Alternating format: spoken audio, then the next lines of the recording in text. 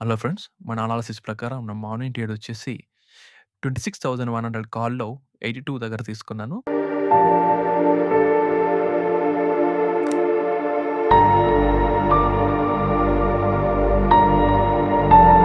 Hundred దగ్గర exit చేశాను. తర్వాత డాటా అనేది నెగెటివ్‌గా మారడంతో నేను 85,300 పుట్‌లో 316.5 దగ్గర తీసుకున్నాను.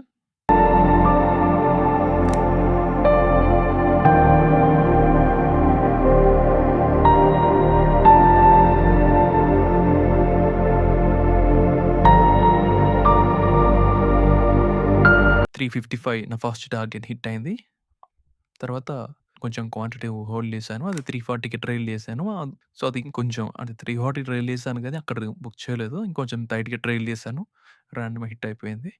తర్వాత 85,200 పుట్‌లో 321 దగ్గర తీసుకున్నాను. ఇది చాలా సేపు హోల్డ్ చేశాను.